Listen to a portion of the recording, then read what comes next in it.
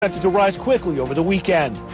This interesting environment is helping people who are both blind and deaf.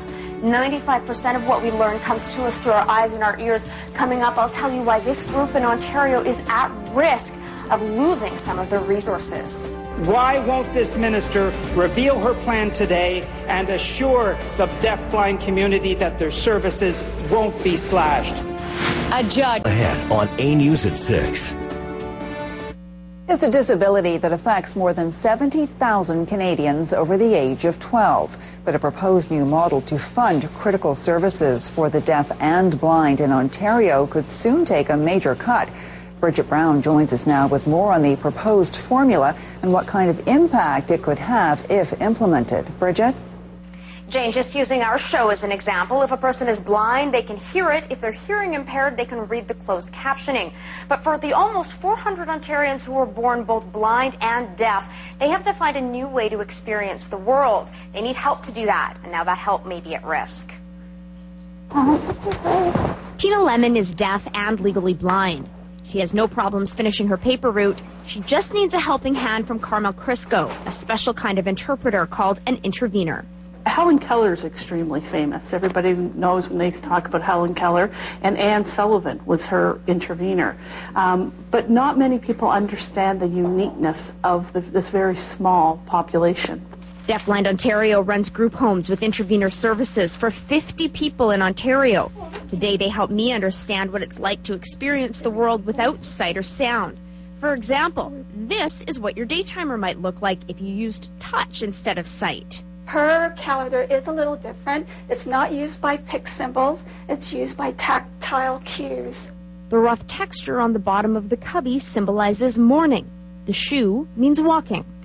This cue here is part of her dinner prep, that she will be making her shrimp dinner. And she'll feel this and she'll know, oh, this is the dinner I'm making today. We're going to go out and buy these items. So this is what recreation might look like if you had diminished vision and hearing. This is called a snoozlin room, and it's designed to stimulate the senses. The bright lights, aromatherapy, and zero-gravity chair are all an alternative to some of the usual sensory experiences, like music or art. Deafblind Ontario's homes and services are mostly paid for by the province, but the province is considering a new way of spreading out the money. The system that we have inherited was unfair, and we need to transform the system. The province says it must improve services to deafblind people who don't have an intervener. But Deafblind Ontario worries if the same amount of money is spread out to more clients, people like Tina will no longer have a full-time intervener.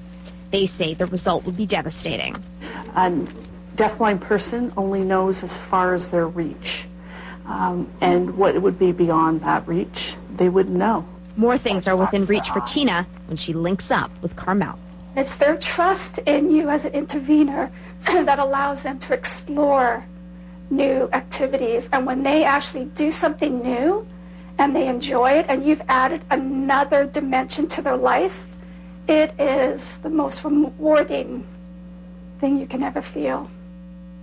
I spoke with Madeleine Mayer, the Minister of Community and Social Services, this afternoon from her constituency office in Ottawa. She says she's very empathetic to the situation. The ministry has stepped back from a plan for any immediate changes. But she also says going forward, there will be a need to spread out the resources. Somehow all deafblind people in Ontario have to have similar access to the services they need. Tony, back to you. Okay, Bridget, thanks very much. Turning to sports tonight, Mike